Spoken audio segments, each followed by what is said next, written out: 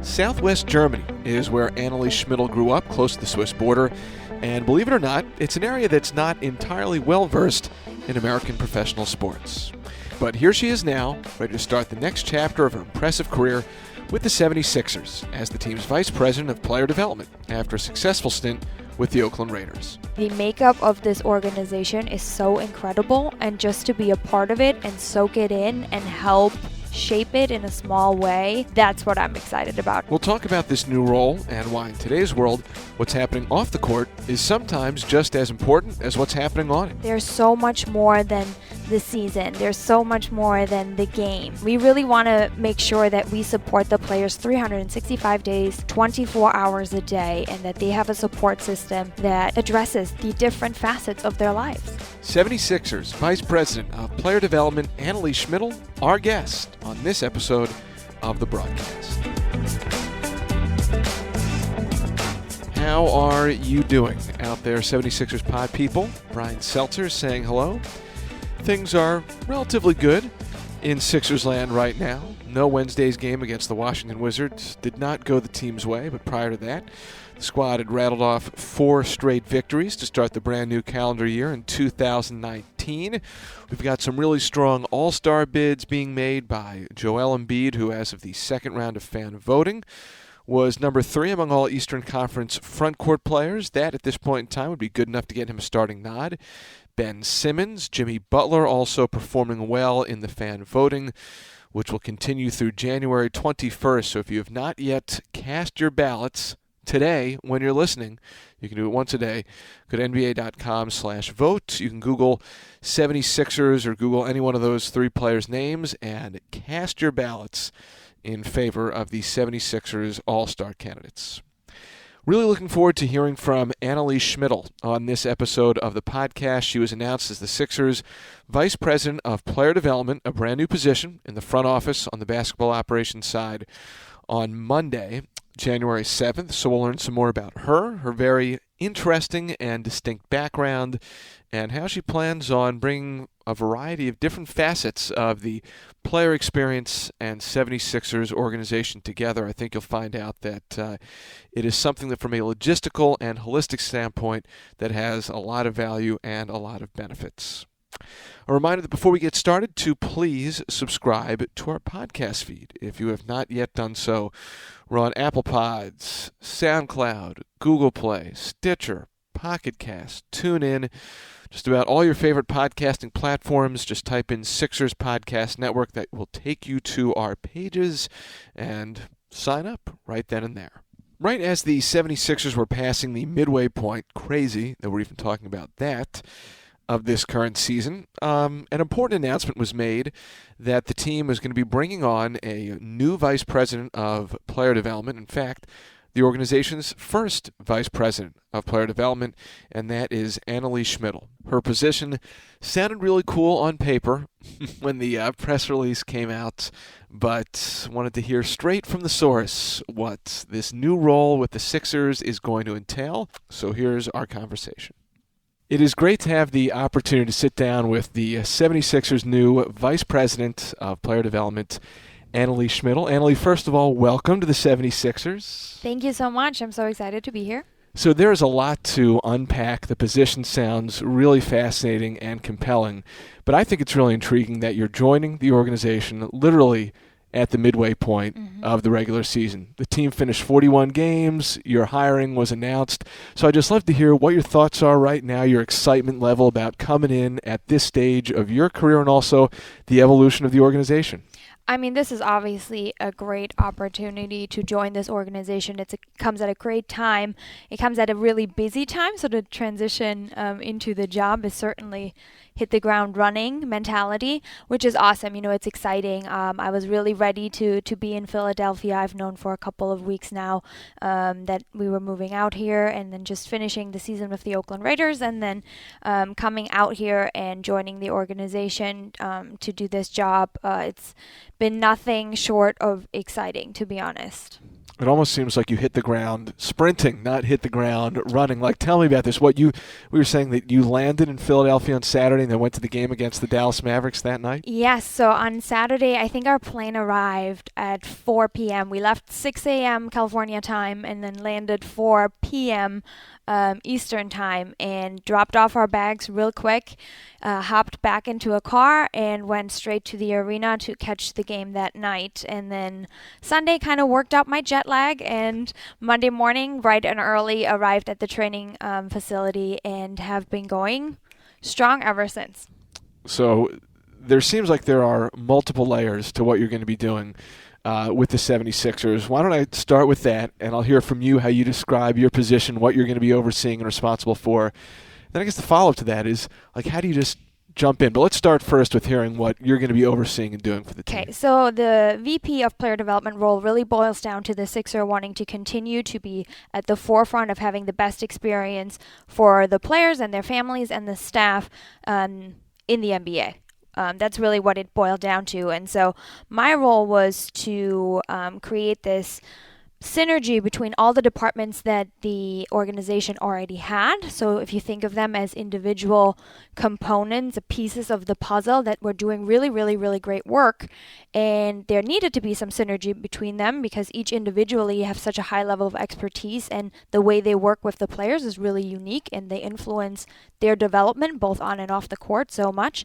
So now this role just kind of oversees how we can create a closer connection between those departments. So what are some of these departments? Can you give us some examples? Absolutely. So it's obviously the on and off court development of the players. That is probably the easiest way to put that, and there's a lot of layers within that, right? But our goal is really to provide opportunities for the players that they can maximize their growth both on and off the court and well beyond their career, whether it's, them transitioning out of the NBA or any other retirement that they might have.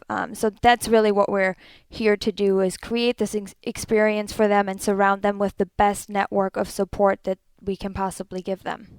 I got to think right now it's got to be a lot about introducing yourself to people, getting to know people. How are you approaching that aspect of this? Yeah, it's been really great. This organization is known for hiring really high caliber people, and it was one of the reasons why I was so excited about the opportunity to join the Sixers, is just looking at how the staff is composed. And certainly everybody sees the on-court personalities, right? And you're excited about them because they're just amazing athletes, and coach is great, and obviously having Elton Brand as the GM is amazing. But when you look at it at a deeper level and you're seeing the types of people that the organization has brought in over the years, that's truly amazing. So for me to get to walk into the building every day and meet new people and get to know their background and their story and how they're helping shape this process, that's been probably the most exciting part. It's a lot of new faces, a lot of names to learn, but that's a really exciting part for me right now, just getting acclimated with everybody and their experience and their expertise. It's interesting that you bring that up, because having been around here for a while, this team went through some seasons where it was growing and trying to figure things out, and certainly there's been this big jump over the last couple of years. And I got to think, doing what you were doing for an NFL team, there's only 32 of those, and the NFL is the NFL, and it was a really distinct position. There had to be, I would assume, and tell me if I'm wrong, some sort of reputation in the sports industry that the Sixers were a team and a franchise on the rise compared to what it might have been 4 or 5 years ago. Just how aware are people working in sports of opportunities in front office work and what the Sixers are doing there? What type of reputation has the franchise built up in that respect? I mean, certainly. I think when you work in any professional sports environment, or even in any sports environment, period, at the collegiate level or elsewhere, you're always looking for the places that are doing well and that are just innovative by nature, right? Like, one thing is the wins and the losses, but the other thing is, what else are they building? Who are they bringing in, and how do they go about their business? And so one thing with the Sixers, even as somebody that worked in the NFL, they always came up as being this super innovative organization. And then you would see the types of people, like I said, that they have hired, and then how that translated to the on-court success. So you're looking for those places, certainly, because you want to know, all right, what are they doing? How are they doing it? How are they going about it?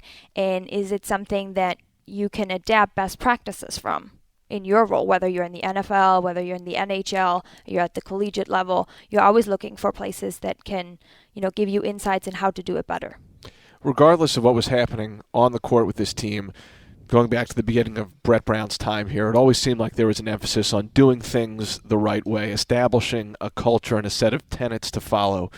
How much from your experience, whether it's been at the professional level with the Raiders, your work in the NCAA as a student athlete yourself, have you found that to be a steadying level factor, that if you're doing things the right way, that can ultimately pave the way to greater things to come? Oh, certainly. Culture is everything, right? I don't think that is just true in sports. I think that is true in business as well. But when you're in an environment where people allow you to grow and that has a culture of being open and having open channels of communication and trust, and where relationships are really important, that's when the magic happens in a lot of ways, right?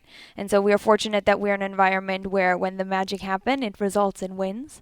But certainly culture is everything, and I'm so glad to be a part of this and to help continue grow that culture and an environment of growth. That's really important to me, and that seems to be important for not only the coach but also Elton and the rest of the leadership team, and it trickles down to every single person that I've encountered so far.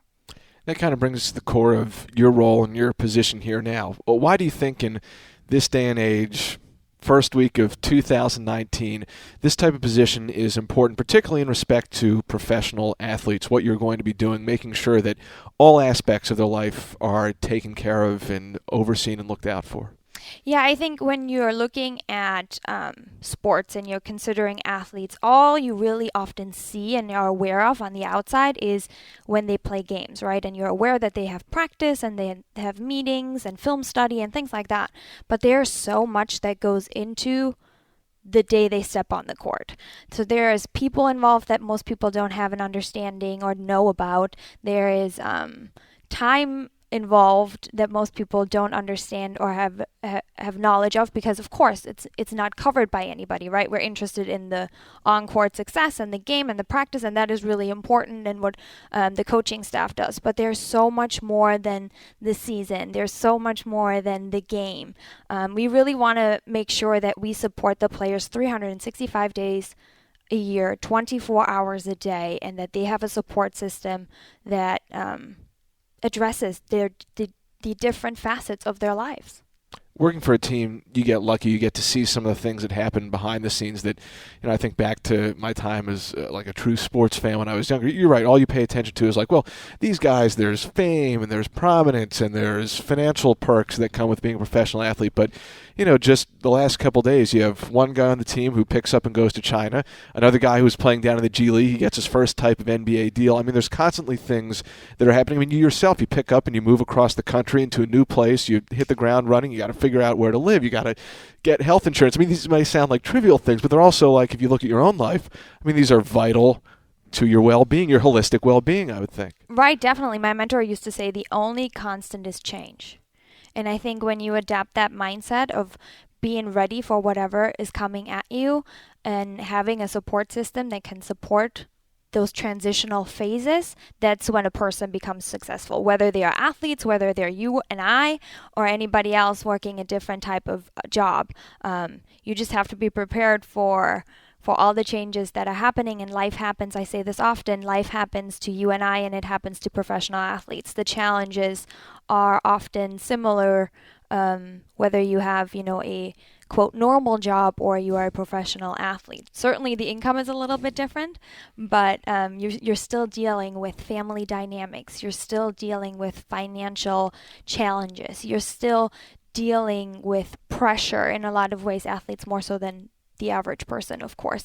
So there's a lot of outside influences that influence an athlete's career and a person's life. And so again, change is constant, and we're just here to support those transitional stages. With, I would think, the end goal being just to, as much as you possibly can, put them in the right frame of mind to deal with the essence of their job, which is maximizing their performance, in this case on the court, right? Absolutely. What we're really trying to do is we're trying to maximize growth, and we're trying to minimize distractions and challenges.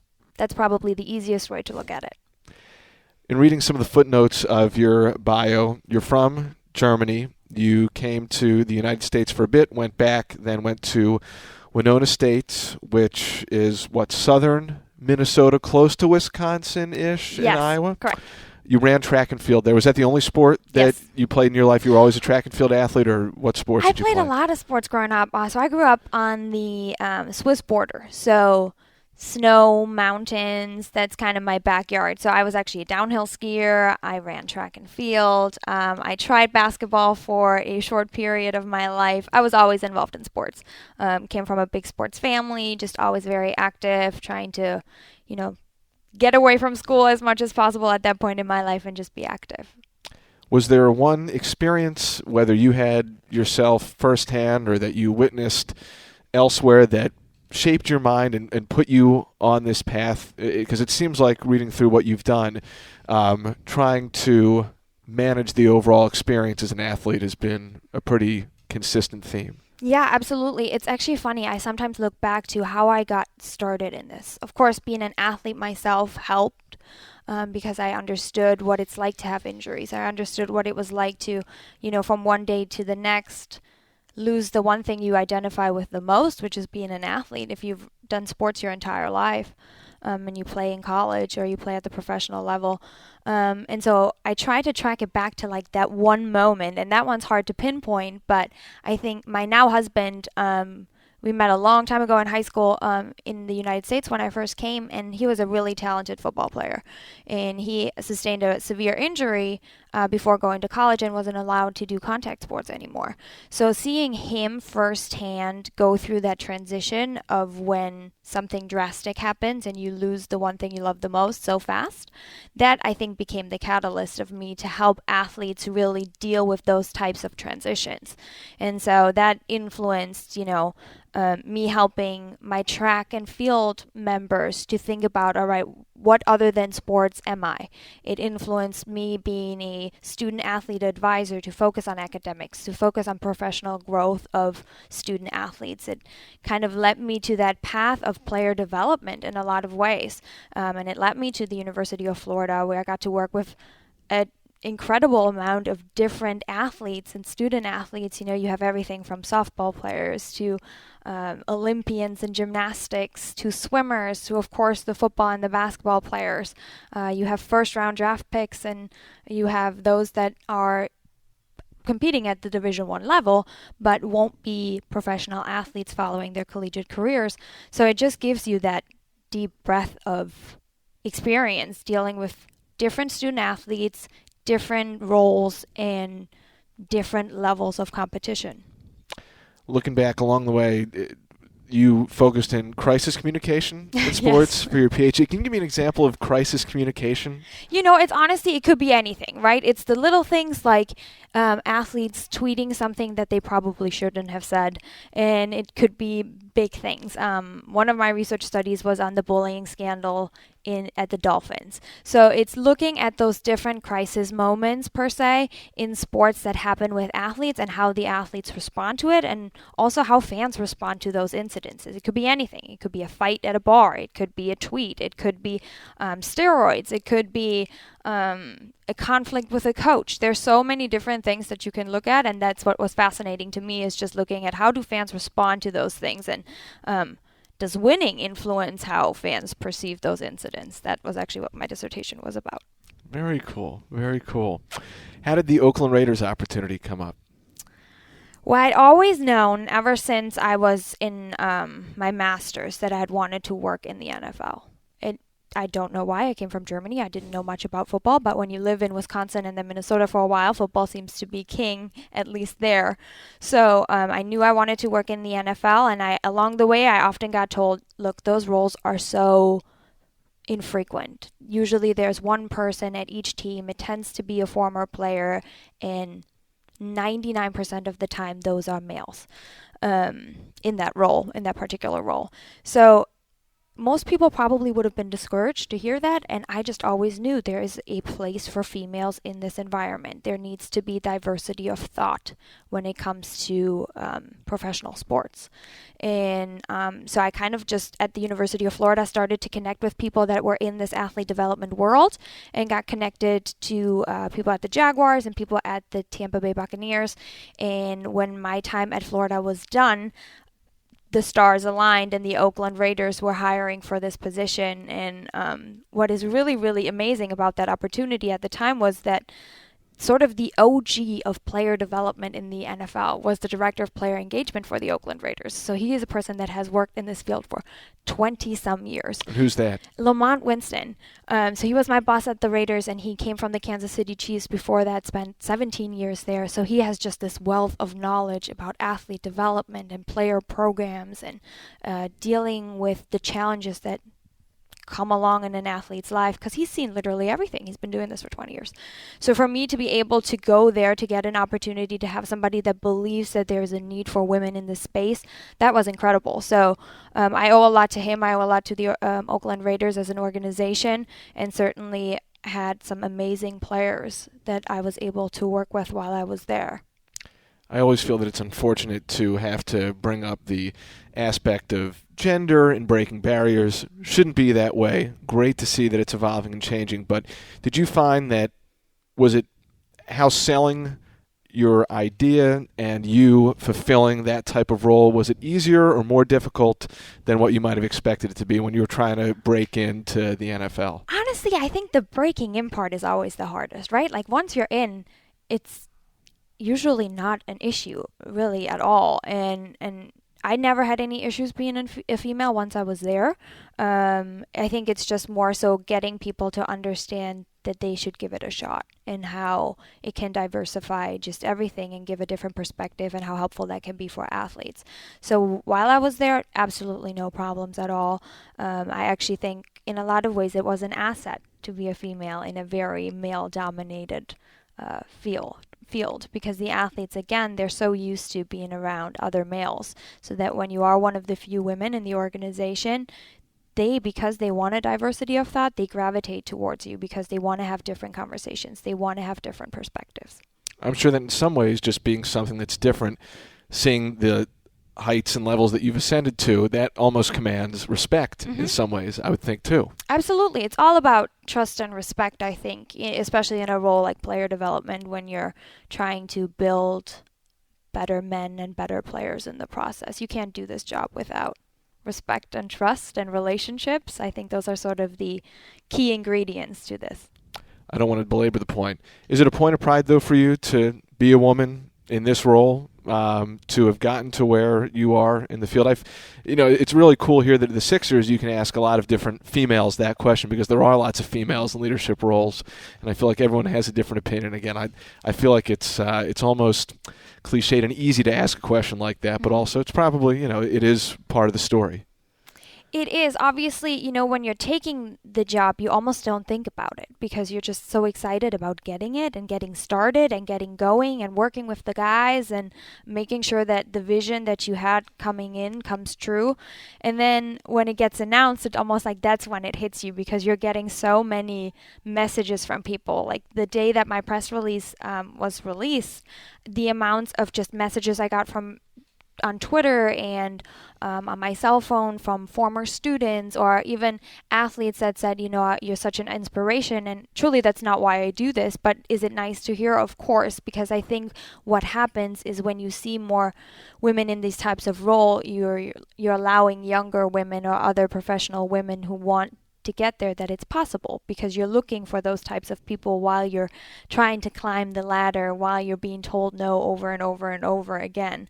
So it's, in that regard, it's humbling in a lot of ways. I'm just excited to be here and to get started, but if along the way that helps a little girl to believe in herself just one more day, then I am happy to fulfill that role. When you look back, let's look at Florida and Oakland. Any particular success stories or experiences that you're proudest of? I'm proud of so many of my players and athletes, to be honest. There are certainly big moments, those big programs that you're building that just kind of take off. And then honestly, there are moments where you're just excited that a player, because of what he had gone through that day, makes it onto the practice field or gets to the game and balls out. And no one knows about it but you and the player itself. So those are moments of pride, right, that I have. And there again are so many athletes that I was fortunate to work with that have achieved awesome things. Bruce Irvin, I'm always so proud of, because he's not only a great player, he's a great person, and he really, really grew when he got to Oakland. He's such a community guy, and went back to school and graduated, and there's not a day where I don't tell him how proud I am of him, just because of where he's been and how far he's come and how amazing of an example he's setting now for his son.